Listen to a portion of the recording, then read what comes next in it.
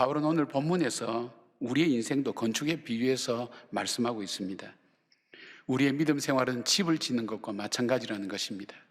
그런데 어떤 집을 지어야 될 것인가 할 때 오늘 사도 바울은 무너지지 않는 집, 그리고 아름다운 집을 지으라고 그렇게 우리에게 권면합니다.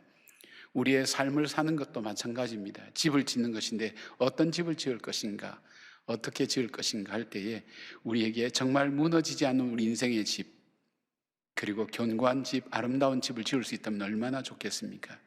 왜냐하면 우리 인생은 전문가라는 것이 없지 않습니까? 보통 세상 일은 10년, 20년 하면 전문가라는 칭호를 보내주고 그 사람의 실력을 보장해 줍니다. 그러나 우리 인생은 40년, 50년 살아도 한순간에 무너지는 사람들이 얼마나 많습니까? 황혼이혼이 늘어나면서 가정에 끼어져 나가고 아름다웠던 모든 쌓아놓던 것이 한꺼번에 무너지는 것이 우리 인생이라면 집을 잘 짓는 것, 우리 인생을 잘 사는 것은 우리에게 무척 중요한 것입니다. 사도 바울이 오늘 우리에게 어떤 집을 지으라고 말씀하고 있는가? 내 인생의 집을 다시 한번 돌아보면서 이 위기와 어려움의 때에 나는 어떤 집을 지으며 내 인생을 살아갈 것인가를 생각하는 우리 모두가 되었으면 좋겠습니다. 첫 번째로 예수 그리스도에게 기초를 둔 믿음의 집을 지으라고 얘기합니다. 본문 10절, 11절 말씀인데 세 번역으로 제가 읽어드리겠습니다. 나는 하나님께서 나에게 주신 은혜를 따라 지혜로운 건축가 같이 기초를 놓았습니다. 그런데 다른 사람이 그 위에다 집을 짓습니다. 그러나 어떻게 집을 지을지 각각 신중히 생각해야 합니다. 아무도 이미 놓인 기초이신 예수 그리스도밖에 또 다른 기초를 놓을 수 없습니다. 이 말씀은 뭐냐면 복된 인생의 기초는 바로 예수 그리스도며 그 예수 그리스도 외에는 우리 인생의 기초를 놓아서는 안 된다는 것을 말씀하고 있습니다. 사람마다 자기 인생의 기초를 다양한 곳에 둡니다. 돈을 목표로 해서 살아가는 사람도 있고 명예를 목표로 해서 살아가는 사람도 있고 자기 욕망이나 자기가 이루고 싶은 비전과 삶의 행복을 두는 사람도 많습니다.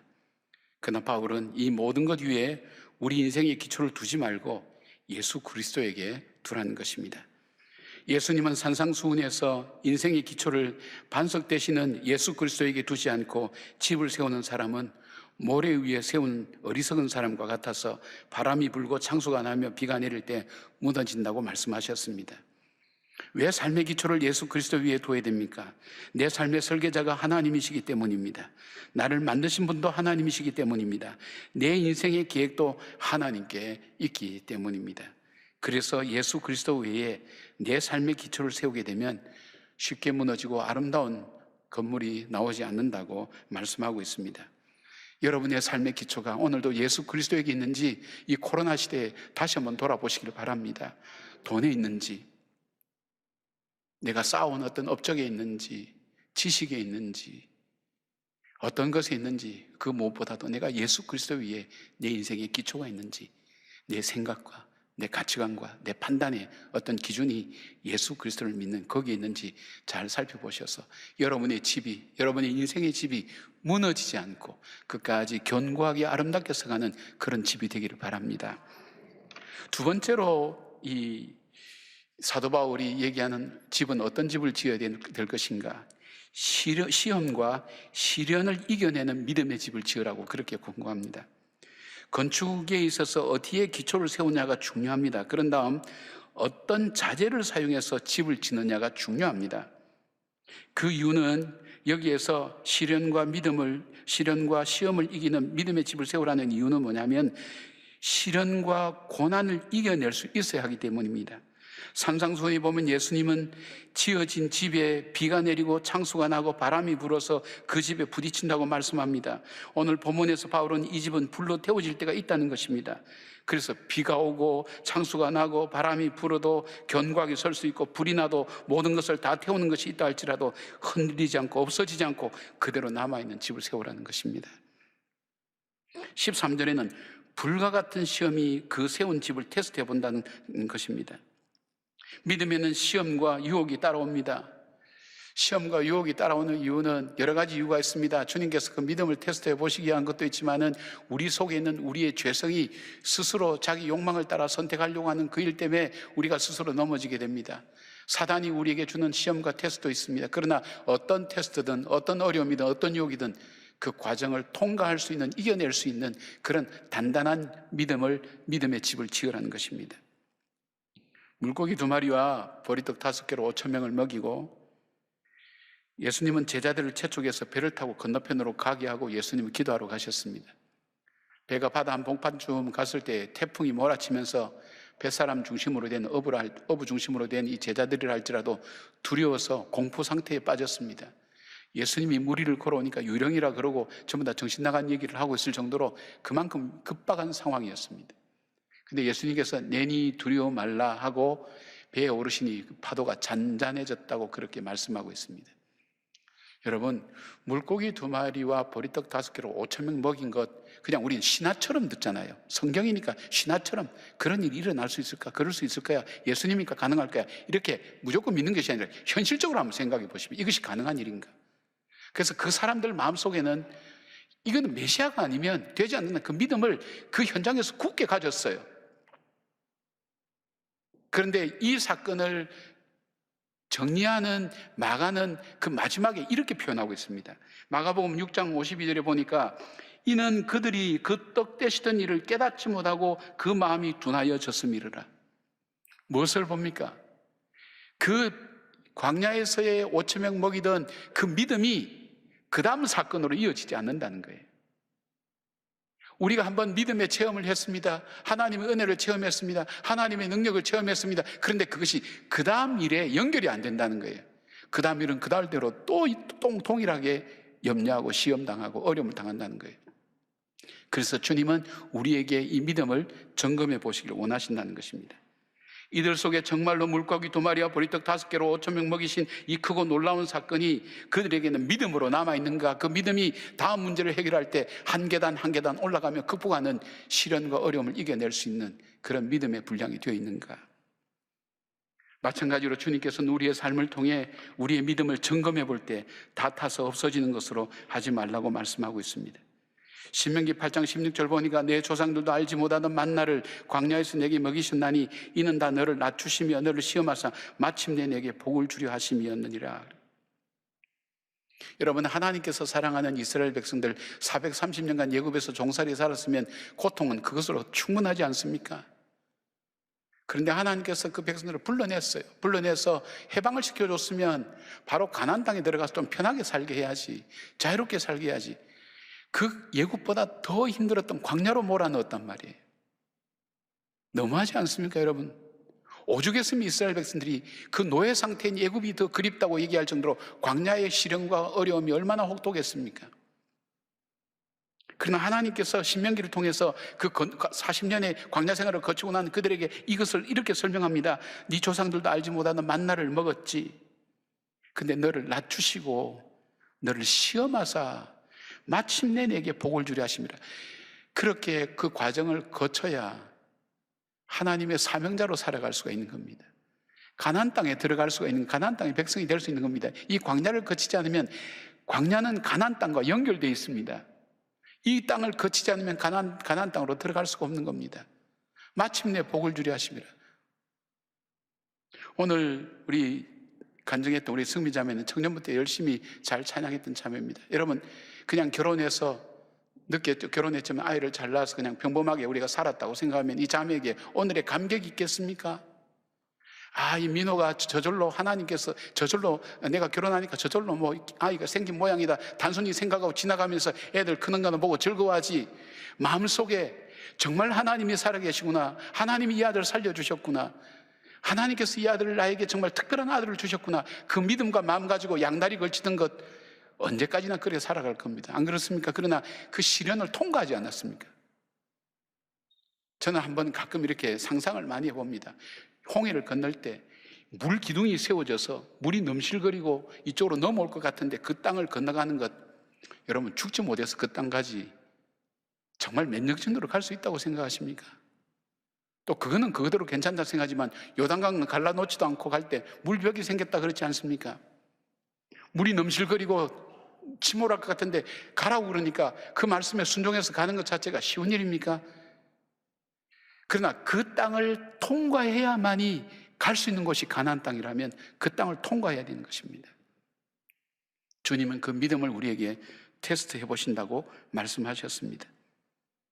베드로는 자기의 경험을 보면서, 야고보는 마고보서 1장 2절부터 4절까지 이렇게 말씀합니다. 내 형제들아, 너희가 여러 가지 시험을 당하거든 온전히 기쁘게 여기라. 이는 너희 믿음의 시련이 인내를 만들어내는 줄 너희가 알미라. 인내를 온전히 이루라. 이는 너희로 온전하고 구비하여 조금도 부족함이 없게 하려 함이라. 시험과 어려움이 오면 역설적입니다. 오히려 기쁘게 여기라. 시험과 어려움이 온다는 것 자체가 그거 아니겠어요? 여러분, 만약 우리 하나님 살아계신데 내게 시험과 어려움이 없다면 두 가지 중에 하나일 겁니다. 내가 참 완벽하든지 아니면 하나님이 포기하셨든지. 하나님께서 우리에게 시련과 어려움을 준다는 것은 뭘까요? 넌 아직도 가능성이 있어. 조금만 훈련하면 정말 너는 쓰임을 받을 수 있어. 그 가능성을 인정해 주는 거 아니겠어요? 그리고 또 뭘까요? 나는 아직 너를 포기하지 않았어. 너는 너를 포기해도 나는 너를 포기하지 않았어. 시련과 어려움이 있다는 거 그거 아닐까요? 사생하면 징계도 없다 그랬지 않습니까? 성경에 그래 되어 있지 않습니까? 그래서 시험을 만나면 기쁘게 여기라. 하나님이 너 포기하지 않았어. 하나님이 너 가능성 보고 있는 거야. 너 조금만 더 하면 할 수 있는 거야. 이 믿음의 시련이 인내를 만들어내는 거야. 이 인내는 어떤 어려움이 인내입니까? 요단강을 통과하는 그 능력입니다. 인내는 뭡니까? 홍해를 건너가는 능력입니다. 하나님께서 어려움을 통과하고 이겨나갈 수 있도록 하나님께서 그렇게 우리를 만들어 가신다는 것입니다. 그래서 성경에 보면 주님을 믿으면 시련과 시련이 없다고 말씀하지 않았습니다. 오히려 주님은 그 어려움 가운데 인내하라고, 내가 너와 함께 하겠다고, 잘 견뎌나가라고, 이겨나가라고 주님은 오히려 그렇게 말씀하시는 겁니다. 시련과 역경을 이겨낼 수 있는 믿음의 집을 세운다는 것. 베드로는 자기의 경험을 바탕으로 베드로전서 4장 7절 이렇게 말씀합니다. 사랑하는 자들아, 너희를 시련하려고 오는 불시험을 이상한 일 당하는 것 같이 이상히 여기지 말라. 근데 참 여기 재밌는 단어가 뭐냐면 불시험이라 그랬어요.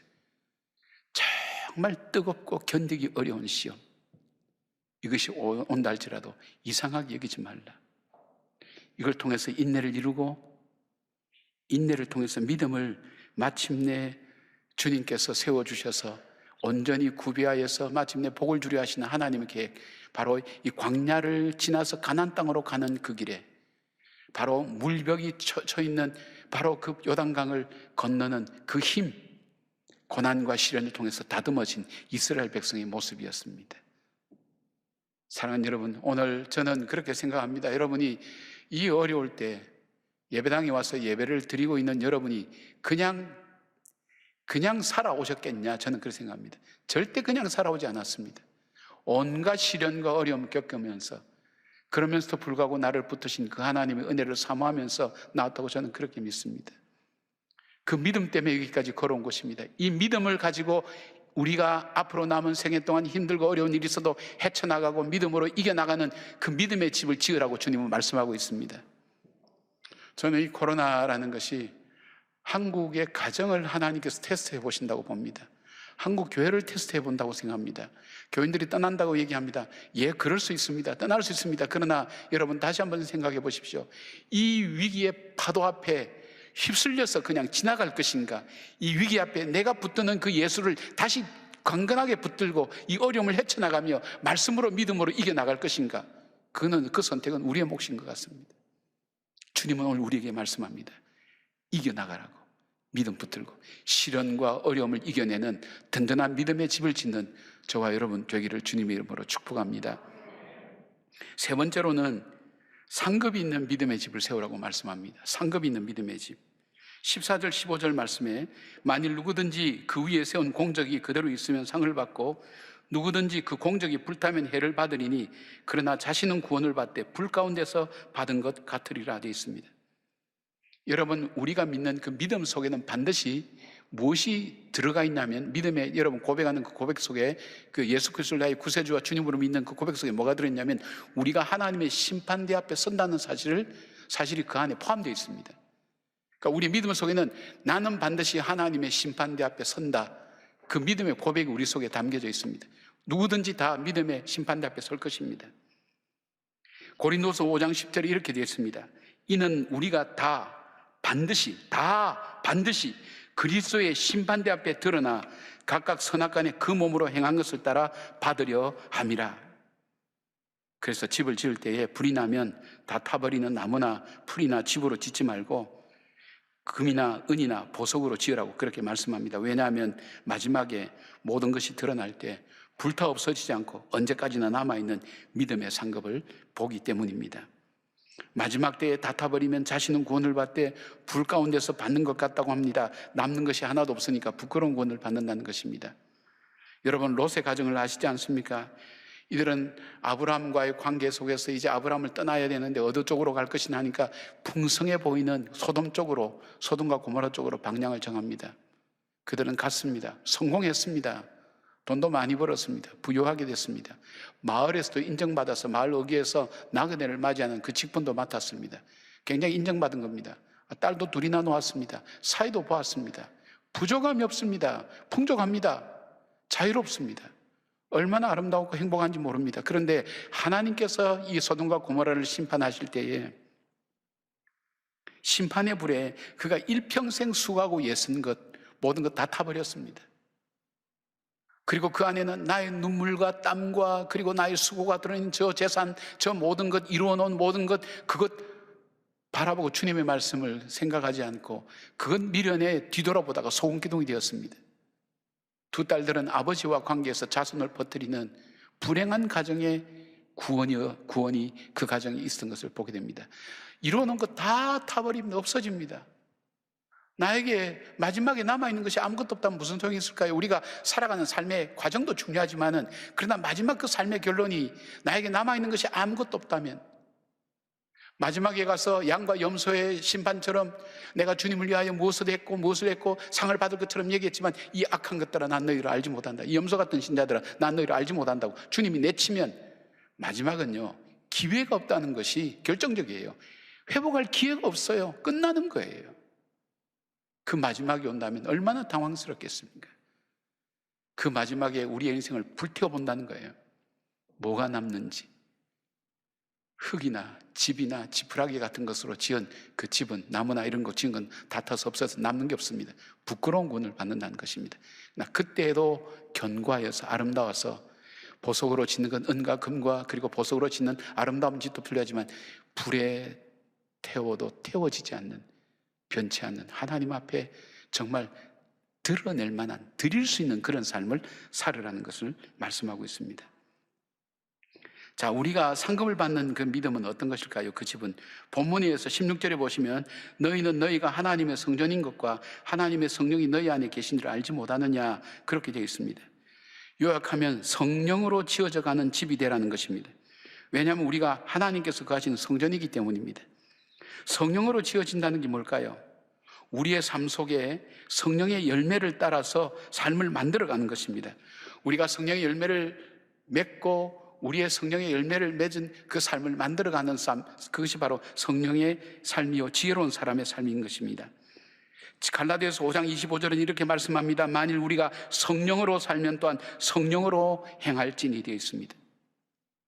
자, 그렇다면 금과 은과 보석으로 지은 집으로 마지막 날에 하나님 앞에서 설 때에 불타서 없어지지 아니할 삶은 어떤 삶입니까? 성령의 열매를 맺는 삶, 성령을 따라 사는 삶이 바로 그런 삶이라는 것입니다. 막연할 수 있겠죠. 그러나 이걸 좀 더 요약을 잘 정리한 갈라디아서 5장 22절부터 나오는 성령의 열매를 우리가 한번 살펴보면, 이동호 목사님 책을 보니까 재미있게 분류를 했더라고요. 이 세 가지를.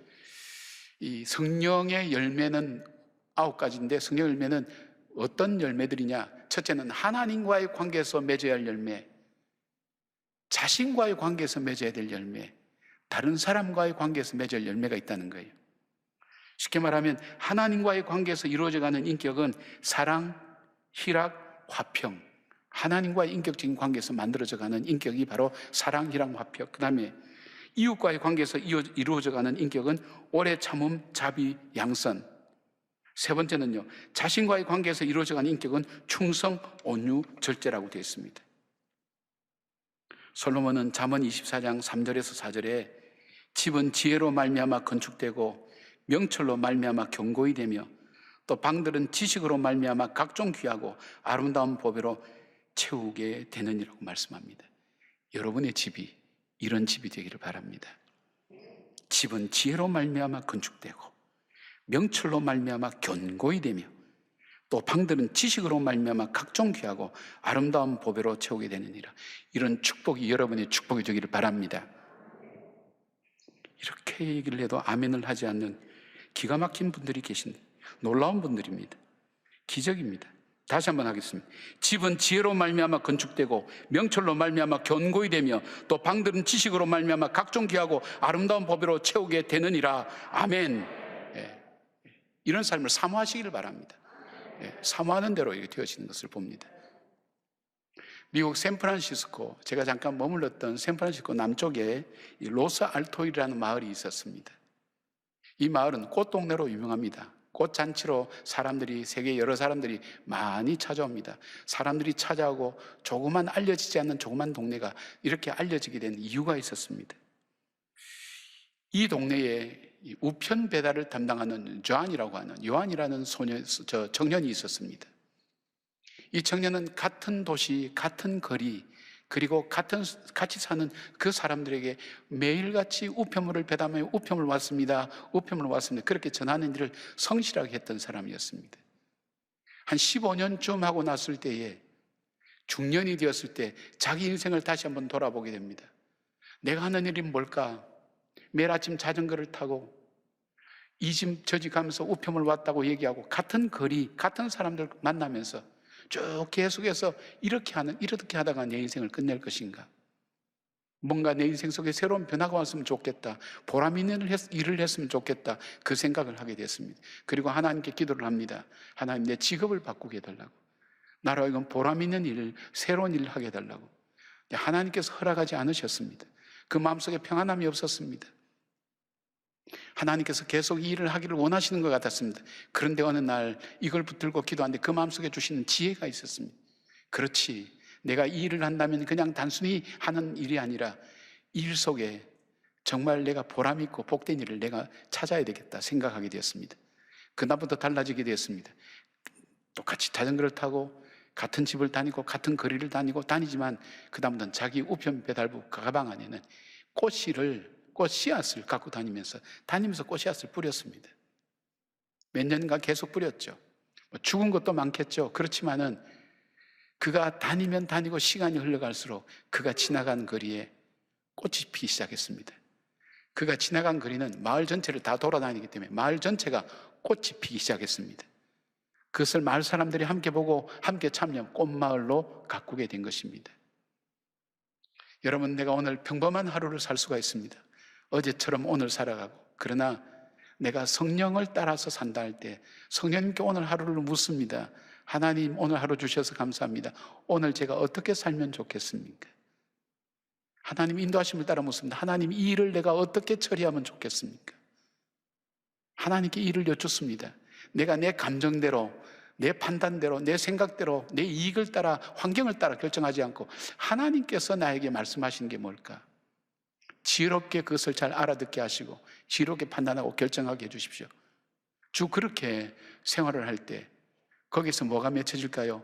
우리 육체를 따라하면 육체의 열매가 맺혀지지만 우리가 성령의 인도함을 받게 되면 나는 이해하지 못하도 때로는 내 육성과는 다른 결정이 난다 할지라도 거기에는 성령의 열매가 맺혀집니다.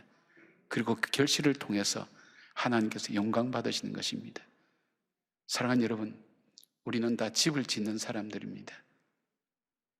코로나가 있어도 집을 지어야 되고 평안해도 집을 지어야 되고 연세가 많으셔도 마무리 집을 지으셔야 되고 젊은 사람도 집을 지어가야 됩니다. 어떤 집을 짓겠습니까? 바울이 오늘 이렇게 우리에게 말씀합니다. 그리스도 위에 기초를 세우십시오. 그리고 견고하고 든든해서 시험과 어려움을 이길 수 있도록 견고하고 든든하게 세우십시오. 그리고 마지막 날 불타서 없어질 때 태워지지 않는 영원한 것으로 집을 세우십시오. 그럴 때에 주님께서 우리에게 우리 인생 속에 우리가 이 땅을 떠나는 날 아버지 심판대 앞에 섰을 때에 정말 상급을 받고 칭찬을 듣는 그런 인생으로 살아가는 저와 여러분 되시기를 주님의 이름으로 축원합니다. 아멘.